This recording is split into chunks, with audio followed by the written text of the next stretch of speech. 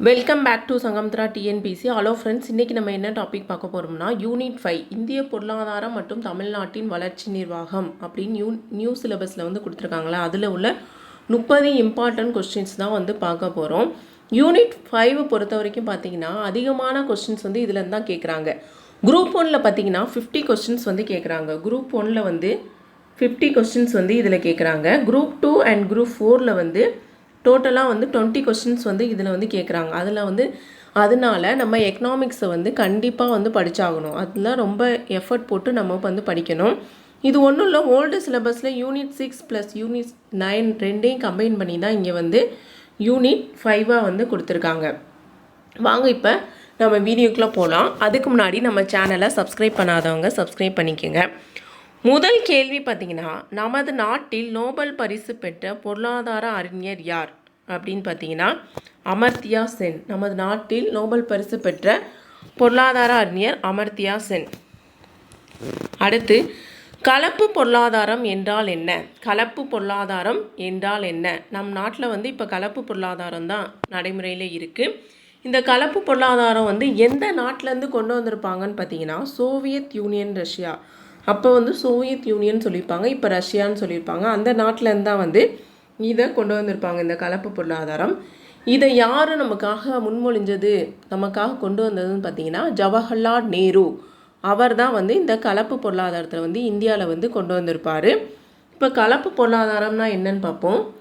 பொதுத்துறையும் தனியார் துறையும் ஒருங்கிணைந்து செயல்படுவது தான் கலப்பு பொருளாதாரம். பொதுத்துறையும் தனியார் துறையும் ஒருங்கிணைந்து செயல்படுவது தான் வந்து இந்த கலப்பு பொருளாதாரம். இது வந்து டிஎன்பிசியில் கேட்டிருக்காங்க. கலப்பு பொருளாதாரம் என்றால் என்ன, பொதுத்துறையும் தனியார் துறையும் ஒருங்கிணைந்து செயல்படுவது எத்தகைய பொருளாதாரம் அப்படின்னு கேட்கலாம், பார்த்து வச்சுக்கோங்க. அடுத்து, நேரு எத்தகைய பொருளாதார திட்டத்தை இந்தியாவில் கொண்டு வந்தார்? போன கொஸ்டினில் பார்த்தோம், நேரு தான் வந்து ரஷ்யாவிலேருந்து இந்த கலப்பு பொருளாதார திட்டத்தை வந்து இந்தியாவில் கொண்டு வந்திருப்பார். நேரு எத்தகைய பொருளாதார திட்டத்தை இந்தியாவில் கொண்டு வந்தார் அப்படின்னு பார்த்தீங்கன்னா கலப்பு பொருளாதாரம். எந்த நாட்டிலேருந்து கொண்டு வந்திருப்பாங்கன்னு பார்த்தீங்கன்னா சோவியத் யூனியன். இதையும் டிஎன்பிசி கொஸ்டின் தான், இதுவும் டிஎன்பிசி கொஸ்டின். இந்த 30 கொஸ்டின்மே ரொம்ப ரொம்ப இம்பார்ட்டன்ட், பேசிக்கான கொஸ்டின் தான். ஒரு நோட் போட்டு படிச்சுக்கோங்க. இல்லைனா இந்த வீடியோவில் டிஸ்கிரிப்ஷனில் நான் பிடிஎஃப் கொடுக்குறேன், டவுன்லோட் பண்ணி படிச்சுக்கோங்க. அடுத்து, நிதி ஆயோக் எந்த ஆண்டு கொண்டு வரப்பட்டது? நிதி ஆயோக் எந்த ஆண்டு கொண்டு வரப்பட்டதுன்னு பார்த்தீங்கன்னா 2011 ஜனவரி. 2011 ஜனவரியில் தான் நிதி ஆயோக் கொண்டு வந்திருப்பாங்க. இதோட முதல் கூட்டம் எப்பொழுது நடைபெற்றுச்சுன்னு பார்த்தீங்கன்னா February 9, 2015. முதல் கூட்டம் வந்து February 9, 2015 தான் வந்து இதோட முதல் கூட்டம் வந்து நடைபெற்றிருக்கும். அடுத்த கொஸ்டின், இந்தியாவில் இதுவரை எத்தனை 5 ஆண்டு திட்டங்கள் நிறைவேற்றப்பட்டன? எல்லாருக்குமே தெரியும், டோட்டலாக வந்து 12 5 ஆண்டு திட்டங்கள் வந்து இந்தியாவில் வந்து செயல்படுத்தியிருக்காங்க. இந்த 5 ஆண்டு திட்டங்களுக்கு மாற்றாக தான் வந்து 2015 நிதி ஆயோக் அப்படிங்கிற ஒரு இதை வந்து கொண்டு வந்திருப்பாங்க. அடுத்து, இந்தியாவில் திட்டக்குழு எந்த ஆண்டு அமைக்கப்பட்டது? இந்தியாவில் திட்டக்குழு எந்த ஆண்டு அமைக்கப்பட்டது?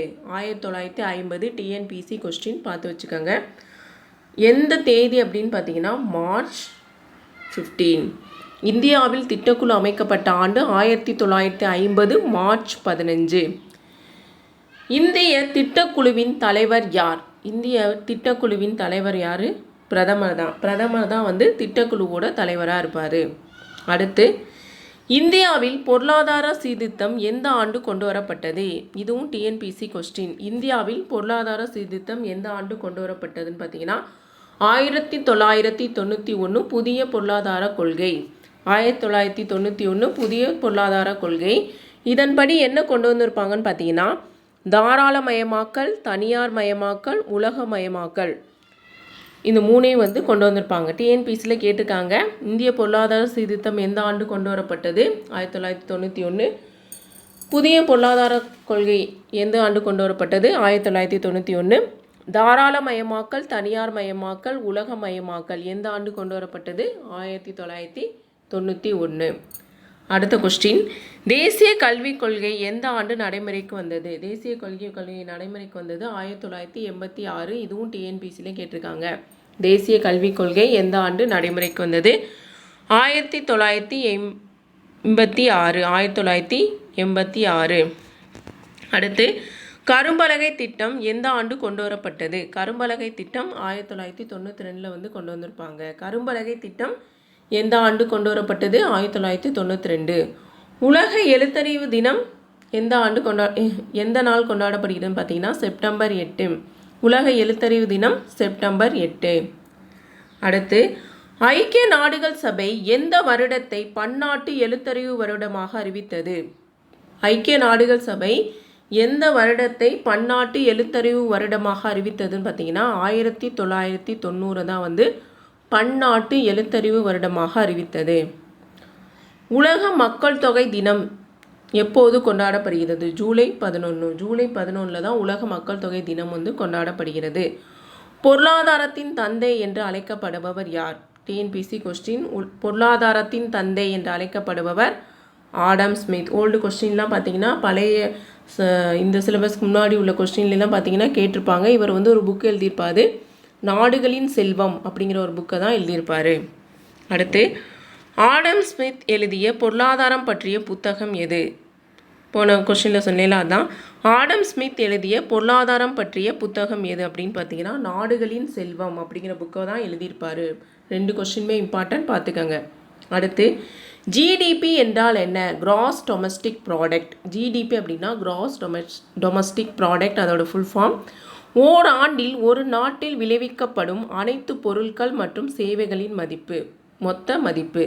அதாவது ஒரு ஆண்டில் ஒரு நாட்டில் விளைவிக்கப்படும் அனைத்து பொருட்கள் மற்றும் அதன் மூலமாக என்ன சர்வீஸ் கிடைக்கும் அதோட மொத்த மதிப்பு தான் வந்து ஜிடிபி, கிராஸ் டொமஸ்டிக் ப்ராடக்ட் அப்படின்னு சொல்கிறாங்க. அடுத்த கேள்வி, தலா வருமானம் என்றால் என்ன? டிஎன்பிசியில் கேட்டிருக்காங்க. கருப்பு பணம் என்றால் என்ன? டிஎன்பிசியில் கேட்டிருக்காங்க. 2மே இம்பார்ட்டன்ட். நாட்டு வருமானத்தையும் நாட்டின் மொத்த மக்கள் தொகையால் வகுக்க கிடைப்பது. தலா வருமானம் அப்படின்னா ஒரு நாட்டோட வருமானத்தை அந்த நாட்டோட மொத்த மக்கள் தொகையால் கிடைக்கிறது தான் வந்து ஒரு நாட்டின் தலா வருமானம்.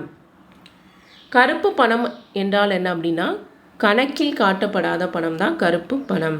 அடுத்து பசுமை புரட்சி நடைமுறைப்படுத்தப்பட்ட ஆண்டு 1967. பசுமை புரட்சி எந்த ஆண்டு நடைமுறைப்படுத்தப்பட்டது? 1967. நம்ம எல்லாருக்குமே தெரியும் பசுமை புரட்சியை கொண்டு வந்தவர் வந்து சுவாமிநாதன் அவர் தான் கொண்டு வந்திருப்பார். மனிதனின் கண்டுபிடிப்புகளில் மிக முக்கியமானது என்ன? மனிதனோட கண்டுபிடிப்பில் மிக முக்கியமானது என்னன்னு பார்த்தீங்கன்னா பணம் தான் மனிதனோட கண்டுபிடிப்பில் மிக முக்கியமானது. லத்தீன் மொழியில் பணத்தின் பெயர் என்ன? லத்தீன் மொழியில் பணத்தோட பெயர் என்ன அப்படின்னு பார்த்தீங்கன்னா மானட்டா அப்படிங்கிறதும் பணம். அதை வந்து லத்தீன் மொழியில் தான் இது வந்து மானட்டான்னு சொல்கிறாங்க. வறுமை ஒழிப்பு என்பது எந்த 5 ஆண்டு திட்டத்தின் நோக்கமாகும்? வறுமை ஒழிப்பை வந்து எந்த 5 ஆண்டு திட்டத்தில் வந்து கொண்டு வந்திருப்பாங்கன்னு பார்த்தீங்கன்னா 5வது 5 ஆண்டு திட்டம். 1974 79 5வது 5 ஆண்டு திட்டம் வறுமை ஒழிப்பை வந்து முக்கியமாக கொண்டு வந்திருப்பாங்க. 6வது 5 ஆண்டு திட்டத்தில் வந்து வறுமை ஒழிப்பு கபிரி அட்டாவோ அப்படிங்கிற வந்து ஒரு முழக்கம் வந்து முழங்கியிருப்பாங்க. 5வது 5 ஆண்டு திட்டத்தில் வந்து வறுமை ஒழிப்பை வந்து கொண்டு வந்திருப்பாங்க, அதை வந்து நோக்கமாக வச்சுருப்பாங்க. 6வது 5 ஆண்டு திட்டத்தில் வந்து வறுமை ஒழிப்போட வாசகத்தை வந்து யூஸ் பண்ணியிருப்பாங்க. 2மே டிஎன்பிசி கொஸ்டின் பார்த்து வச்சுக்கோங்க. வறுமையை ஒழிக்க 20 அம்ச திட்டத்தை கொண்டு வந்தவர் யார்? வறுமையை ஒழிக்க 20 அம்ச திட்டத்தை கொண்டு வந்தவர் வந்து இந்திரா காந்தி. வறுமையை ஒழிக்க 20 அம்ச திட்டத்தை கொண்டு வந்தவர் இந்திரா காந்தி. இதுவும் டிஎன்பிசி கொஸ்டின். அடுத்து நாடுகளின் செல்வமும் அவற்றின் இயல்புகளும் ஒரு ஆய்வு என்ற நூலை இயற்றியவர் யார்? நாடுகளின் செல்வமும் அவற்றின் இயல்புகளும் ஒரு ஆய்வு என்ற நூலை இயற்றியவர் யாருன்னு பார்த்தீங்கன்னா ஆடம் ஸ்மித்.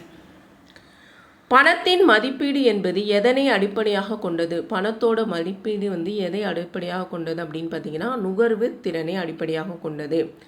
ஐநா சபை எந்த ஆண்டை பெண்கள் ஆண்டாக அறிவித்தது? ஐநா சபை வந்து 1978 ஆண்டை வந்து பெண்கள் ஆண்டாக அறிவிச்சிருக்கோம். அடுத்து முதல் 5 ஆண்டு திட்டம் எப்போது கொண்டு வரப்பட்டது? முதல் 5 ஆண்டு திட்டம் வந்து 1951 வந்து கொண்டு வந்திருப்பாங்க. 51லேருந்து 56 வரைக்கும். இது எதுக்கு முக்கியத்துவம் கொடுத்துருப்பாங்கன்னு பார்த்தீங்கன்னா வேளாண்மைக்கு தான் முதல் 5 ஆண்டு திட்டத்தில் வந்து முக்கியத்துவம் கொடுத்துருப்பாங்க. அடுத்து எதை பொறுத்து நாட்டின் வருமானம் அமையும்? எதை பொறுத்து ஒரு நாட்டோட வருமானம் அமையும் அப்படின்னா பண்டங்கள் பணிகள் துறை இது ரெண்டையும் பொறுத்து தான் ஒரு நாட்டோட வருமானம் அமையும். அடுத்த கொஸ்டின், பல்கலைக்கழக மானியக் குழு எந்த ஆண்டு ஏற்படுத்தப்பட்டது? பல்கலைக்கழக மானியக் குழு வந்து 1948 49 வரைக்கும் பல்கலைக்கழக மானியக் குழு வந்து ஏற்படுத்துச்சு. இதை பொறுத்து தான் இப்போ நம்ம படிக்கிற கல்வி முறையை வந்து கொண்டு வந்திருப்பாங்க. 10th +2 அதுக்கப்புறம் 3 வருஷம் டிகிரி அப்படிங்கிறத வந்து கொண்டு வந்திருப்பாங்க. அடுத்து, அனைவருக்கும் கல்வி திட்டம் எந்த ஆண்டு கொண்டு வரப்பட்டது? அனைவருக்கும் கல்வி திட்டம் வந்து எந்த ஆண்டு கொண்டு வரப்பட்டதுன்னா 2002. இதான் SSC அப்படின்னு சொல்லுவாங்களே, சர்வ சிஷ்யா அபியான். இது வந்து 6 முதல் 14 வயதிற்குட்பட்ட அனைத்து குழந்தைகளுக்கும் கட்டாய இலவச கல்வி அப்படிங்கிறத ஒன்று வலியுறுத்தி தான் இந்த திட்டம் வந்து கொண்டு வந்திருப்பாங்க. அனைவருக்கும் கல்வி திட்டம் எந்த ஆண்டு கொண்டு வரப்பட்டதுன்னு பார்த்தீங்கன்னா 2002. SSC சர்வ சிஷ்யா அபியான் 6 முதல் 14 வயதுக்குட்பட்ட குழந்தைகளுக்கு கட்டாய இலவச கல்வி அப்படிங்கிறதா இந்த திட்டத்தோட நோக்கம். ஓகே ஃப்ரெண்ட்ஸ், இந்த வீடியோவில் வந்து 30 இம்பார்ட்டன்ட் கொஸ்டின் பார்த்தாச்சு. அடுத்த வீடியோவில் அடுத்த இம்பார்ட்டன்ட் கொஸ்டின்ஸ் வந்து பார்ப்போம். தேங்க்யூ.